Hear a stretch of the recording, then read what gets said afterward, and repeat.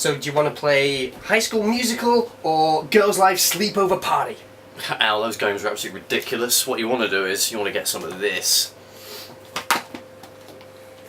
That's porn!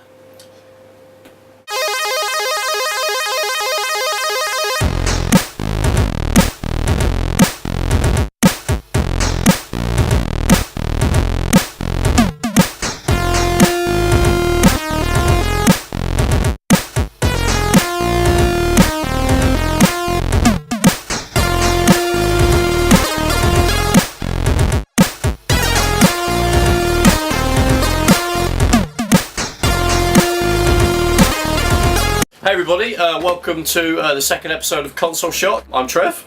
I'm Al. We're back again. Thank you for watching the very first episode. We were actually a bit blown away by the amount of hits and views and stuff it got, and the comments. Thank you for watching our show. I hope you enjoyed it. Today, we're going to be a bit different to the first episode. Yeah, we're going to be reviewing just a particular handheld. This time it's going to be the Game Boy Advance, but we're going to give a little bit of a history just before that as well. Yeah, so you get all the lowdown on where it came from and what it did, and some of our favourite games. Bit of a spoiler here as well for you. Yeah, he has a Nintendo 64 and a Game Boy over his nipples. It's the family tree. Well, that's where they're supposed to be, though, isn't it? So. Well, when you showed me your family tree last time, it wasn't a T-shirt. Let's put it that way. Anyway, what we're going to talk about now, we're just going to see what games we've been playing. Because it's been a while since the last episode. So, Al, what games have you been playing recently? Well, seeing as I've just got back from Canada, so I've just been sort of travelling around. You didn't play any games there? So, well, for me, it was a mobile game. It's a game called Impossible Road.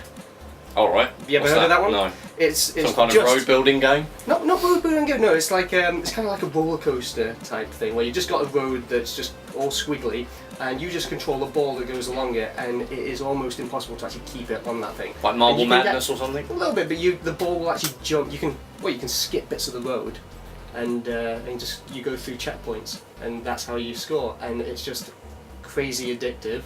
And takes about 3 seconds to actually pick up and go. That sounds like a great game. Shut up. Yeah. So what game have you been playing? I've been a bit more retro actually. I've kind of kept the retro theme going. A bit more retro? A bit more retro, yeah. Because that was quite modern, that game there, right? It's very modern. It's flipping this year. Like on mobile phone. It was 2013, yes. Yeah. So how far back are we going? Well, I guess you did mention that you think maybe PS1 is the cut-off point for retro games. I've actually been playing original Xbox games, but it's Capcom 2D Fighters. I managed to get a whole bundle of Capcom 2D Fighters for the Xbox. I've been playing Capcom vs SNK 2 and also SVC Chaos, Marvel vs Capcom 2 and King of the Fighters 2003. So it's not famous for its 2D fighters, but I've got a whole bunch of them. I really love Capcom fighting games. I'm actually really enjoying SVC Chaos, which is an SNK made Capcom vs SNK game. Kind of a bit underrated because people prefer the Capcom v SNK, which is made by Capcom. God, there's a whole episode we're going to do on this. I'll explain. Take to explain it. Yes, I've been playing that. That's the game I've been playing. All right, I've been playing all those games. Right. So it's just basically fighting all round then. Of the 2D variety. Of the 2D variety. Yes. Cool. So let's see what the M&M games guys have been playing. Yeah. Yeah. Cool. Hi guys, well in the last month or so I've been playing a lot on my Vita, because you can't beat a bit of Vita. I've been playing Dragon's Crown, and it's been an absolutely awesome game, basically made by Vanillaware. It's like a sort of scrolling beat 'em up like Streets of Rage, but with the collectibles and the levelling up system of Diablo, which someone else is going to be talking about in a second. And I've just absolutely really addicted. I put nearly 20 hours in, and I'm up to the hard setting now. I've nearly got all of my talismans. So I would really sort of recommend that to people, because I've really enjoyed it. But I don't mean it's a game for everyone. But if you like Diablo, if you like Odin Sphere, it's definitely a good game for you. And another good thing is on the Vita as well, which at the moment is my favourite system. So, Dan, we're doing a video, mate. What are you doing? Oh, hey, yeah, yes. I've been playing Diablo, actually. Speaking of the same kind of thing, high fantasy, I've been playing the console version. I actually really like the console version. It's 4-player co-op, all on one screen, which is harkens back to like your old stuff, like all the way back to maybe Gauntlet or even like Baldur's Gate and such. It's really, really fun. They've done a good job of porting it. It looks great as well. Still hasn't actually got the PC version when it came out, but we were struck by all the issues it had in the beginning. And I think you dropped it a little bit. And I completed it. I did really well. I got some. I did alright. I beat Diablo at the end. I did alright. Thanks, Dan. Speak for yourself, mate. Yeah, well. 2-minute wonder. There you go. console version though, good fun. I'm playing a monk, which is great because you stand in front of things and punch them forever and win. As well as Diablo, I've been playing a lot of my older retro stuff as well. Went back to my old style rhythm games. I love rhythm games, so I've been playing a lot of them. Rhythm Gengoku, Dancing Stage again. Samba de Amigo? No, I hate Samba de Amigo. Oh, I hate it. So now we get to talk about the Game Boy. Yes. So here's the one that kick-started it all off. The original Game Boy, yeah. So this came out in 1989, I think it was 1990 over here. This is actually my first ever games console before I kind of upgraded to a television-based one. You could go for hours on about how amazing this is. One of the biggest selling consoles of all time. And yeah, famous for Tetris. We talked about some of the games last time. And trying its best to squeeze what they've done with the Nintendo Entertainment System. Yeah. It's such a small package with the D-pad and everything as well, which was kind of a first for them anyway. Yeah, and it's kind of a common thing now, isn't it, where you've got to try to miniaturise the home TV-based console into a handheld. So yeah, you got like Castlevania and Mega Man and Super Mario, little like NES versions to take with you. And Sega then came out with this, the Game Gear, which was actually quite good. It had a colour display and everything, but battery life was terrible. Yeah. And the thing with this, what made this win out, is because batteries lasted ages. Yeah. The less you're having to ask your parents for new batteries, the better it's going to be for you. It's got a green and black screen, and it's not backlit, so you had to be in direct sunlight. Well, actually, maybe not direct sunlight, you'd better see much, but in a lit area to be able to play it. There were kind of accessories that backlit it, or front lit it. But it wasn't too great in dark, situations. But it didn't really matter because you got stupidly good battery life. And you're talking 4 AA batteries in that. This took 6. Exactly. It's got 2 bloody bays in it. Just like turning around, I want to see how many bays there are in there. Too many bad memories. And yeah, it sucked the batteries up because it had a backlit screen. So great, you play it in the dark. And it was also had as I already mentioned, a colour screen. The Game Boy Pocket, they actually managed to shrink the darn thing. Now, this was the kind that I got. I actually got this.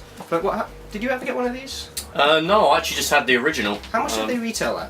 Can you remember? I remember the original was, I think it was £70, so I think that was about the same, I think. Okay, guess how much I got mine for, brand new. Brand new? Was this when it came out, or around the time it was still active? Or it's still active, so pre-Game Boy late Color, 90s sort of thing? Yeah. 80 quid or something?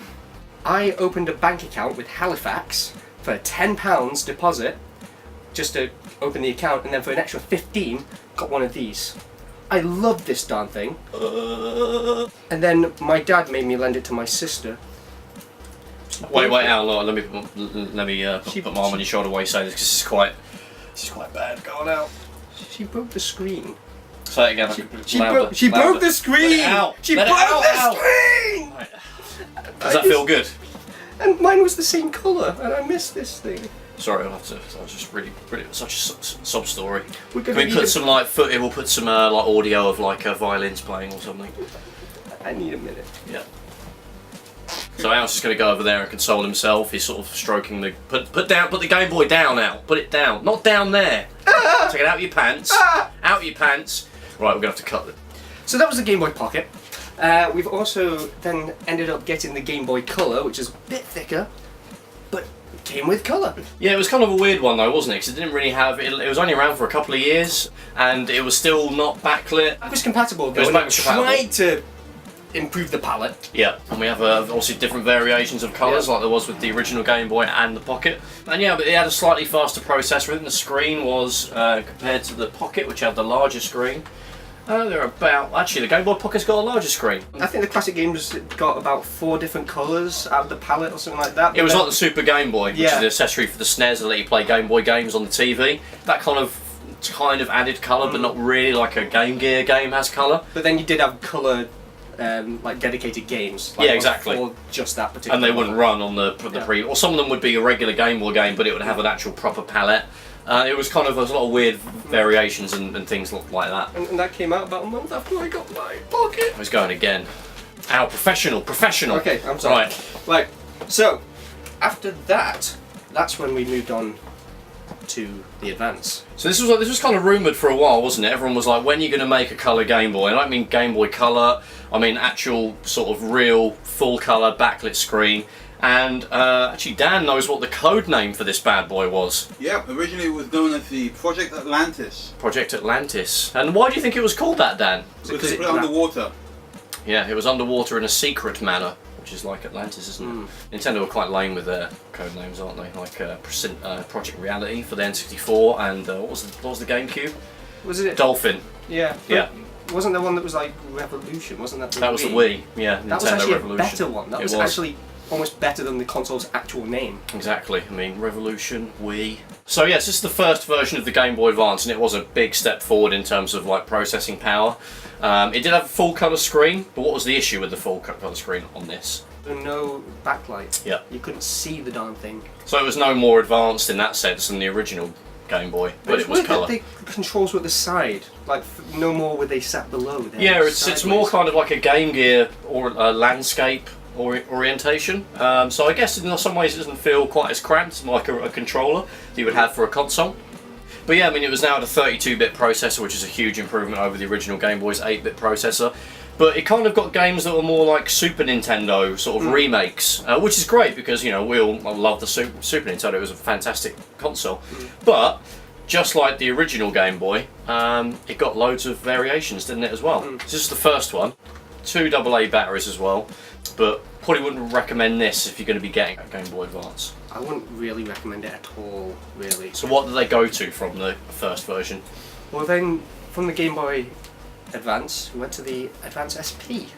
Yeah. Which actually kind of took on more of the traditional style of Game Boy, but you can fold it. Exactly. It's kind of like, I guess, a miniature laptop, and here they are. Got several different colours here. Little clamshell design as well. So yeah, I mean, it's probably the greatest, in my opinion, handheld console design ever. I mean, I'm a big fan of like the PSP and the Vita, but in terms of portability, I mean, it's just ridiculous. It's absolutely tiny. It fits in your pocket. Still plays original Game Boy games, Game Boy Color games, and obviously the Game Boy Advance games. But yeah, it's way more portable. It's got a rechargeable battery. And the standby time is amazing. Like even on really old ones, they can still last up to a month. I mean, I don't know when this was last charged up, but still got battery in. Yeah, I mean, I don't know what the actual figures are. I think it's about 18 hours of gameplay. Another great thing as well is it's got a front-lit screen. Basically means that you can play it in the dark. Now, I do emphasise front-lit because a backlit screen is actually different. The light is actually above the screen, hence front-lit. It means that it will still light up, but it won't be quite as bright as a backlit screen of like a Game Gear. Some of them aren't always evenly lit as well, like especially some of the aged ones. So that was the SP, but there was also the Game Boy Micro. And this was basically the last ever Game Boy, or the last ever sort of device of a new design that had the Game Boy branding on it. So it's kind of significant from that standpoint. They also had lots of different fascias and everything as well, so different styles. This one's actually a limited edition Final Fantasy one. As you can see, it's got the fascia on there that looks really cool. In really good condition as well. And it's absolutely tiny. We've got, I mean, the SP was really small already, but just look at the size of that, it's ridiculously small. And it's actually got a backlit screen. So finally we have a backlit screen that's really, really bright.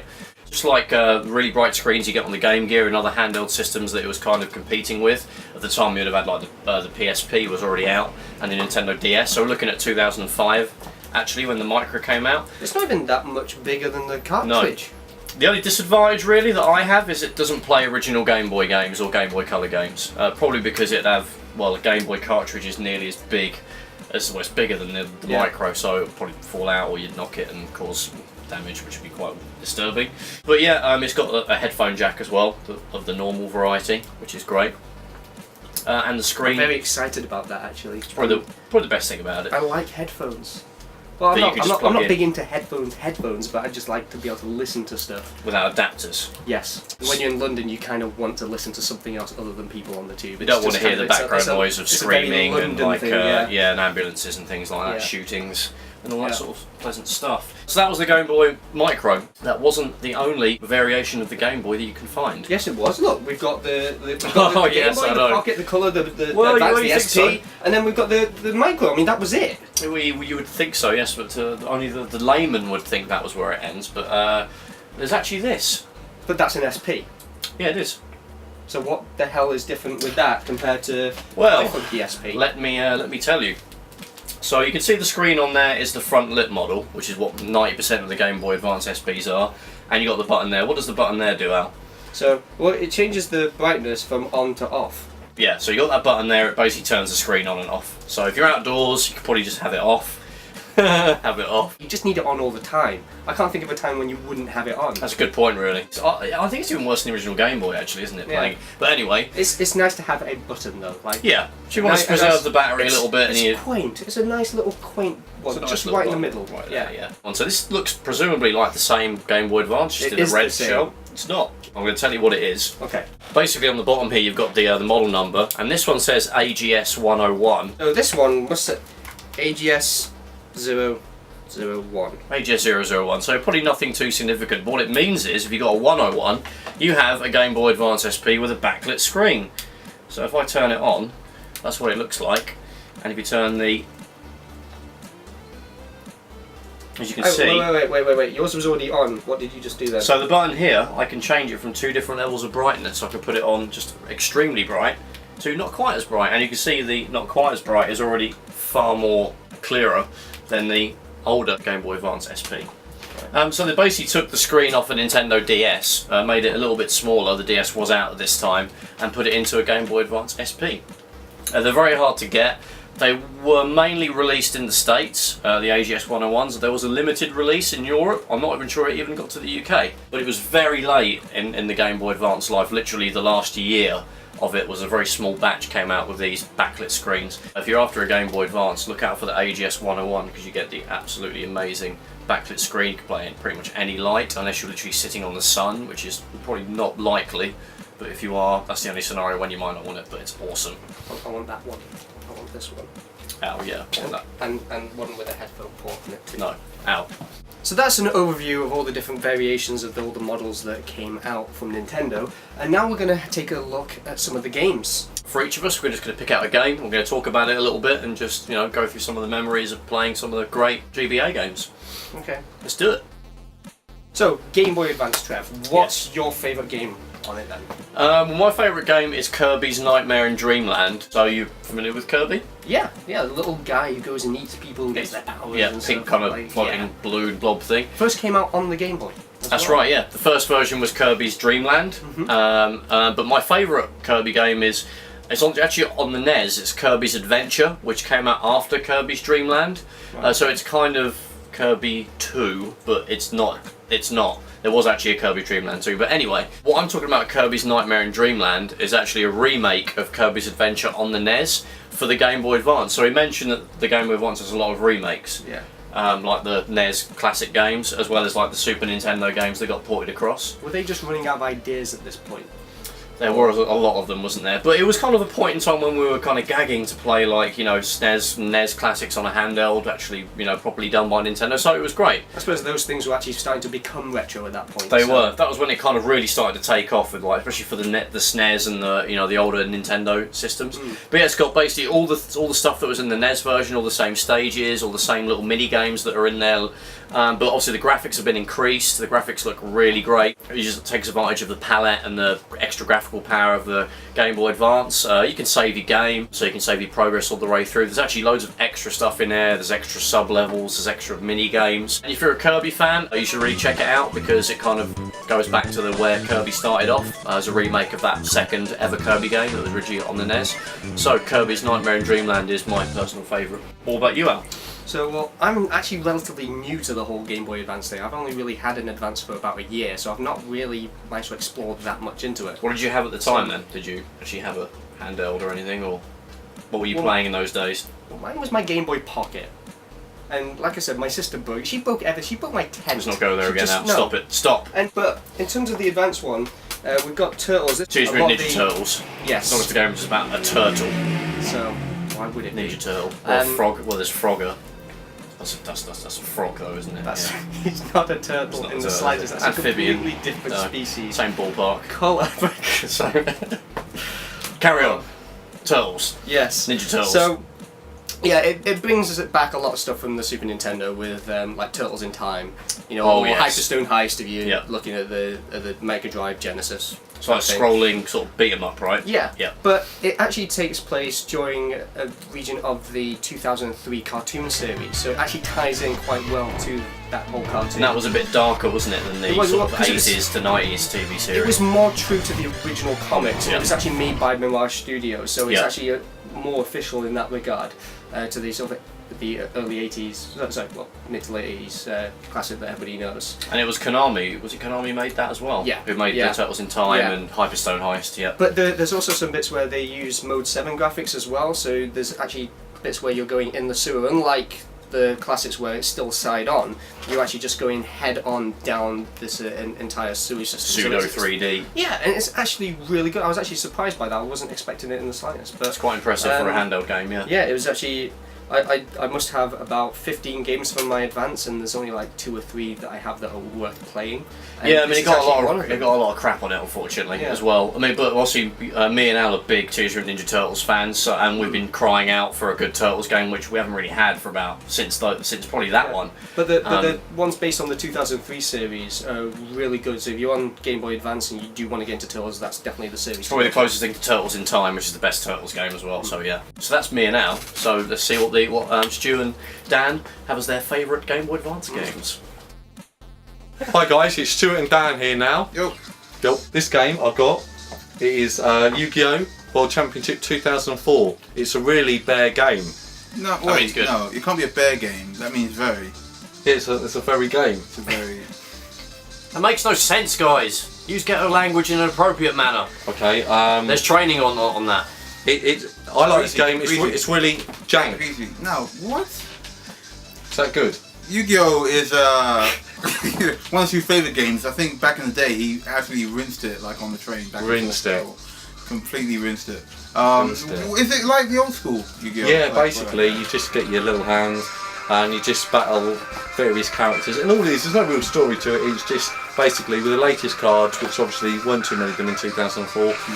It was just great for playing on a train because the games lasted about 10 to 15 minutes, so you could probably get 2 to 3 games in on my train journey. Obviously, you've got a longer train journey. You may want to play a different game. If you're flying to another country, which would take a couple of hours, you may want to play the same game several times. I mean, if you're doing like maybe 12 hours to Australia, If you're going to the moon, you probably want maybe 2 or 3 of these games.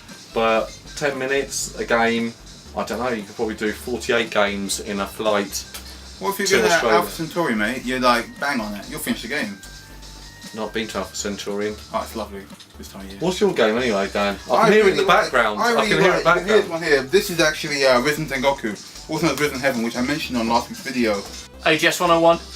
There you go. There it is. It is a fantastic game. It's made by the creators of WarioWare, but it's a rhythm game. And like, if you play WarioWare, you know it's like crazy, wacky. Why humor. don't you show the audience your rhythm?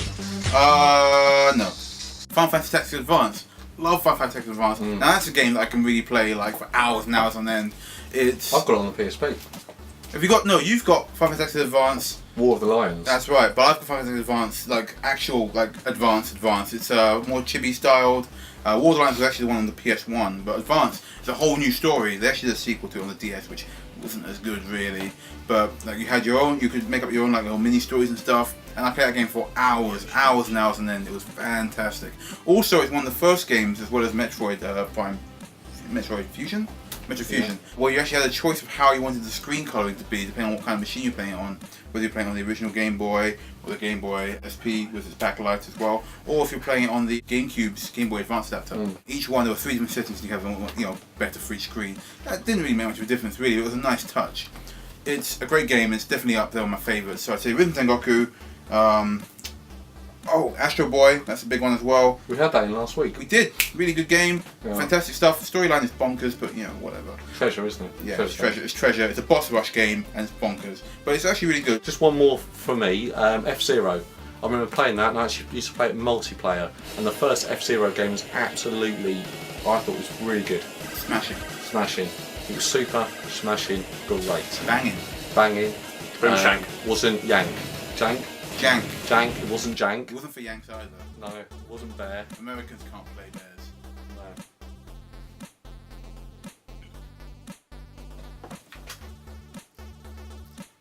yeah, it's well shit though. How do I get back? So thanks for watching, guys. We hope you enjoyed our second ever episode. It's not episode 1. What episode was it? Which is in French. Yeah. Le Tout. Yeah. Well, we hope you enjoyed it. I hope you learned a few things about the Game Boy Advance. Stay tuned. We're going to be posting up another episode very shortly and have more gaming goodness. Yeah. Al, do you want to say some shit? A big thanks to the guys here at M&M Games. You know, you should definitely come check this place out, and also don't forget to like, subscribe, and share this video. You know, just let everybody know about this, because if they don't, then well, they can't see it. Exactly, which negates the point of video making. So we'll see you next time. Cheers. See ya. So many thanks to the guys here at M&M Games as well for letting us use their place. So you should definitely come down and check it. Shh. What? Subscribe.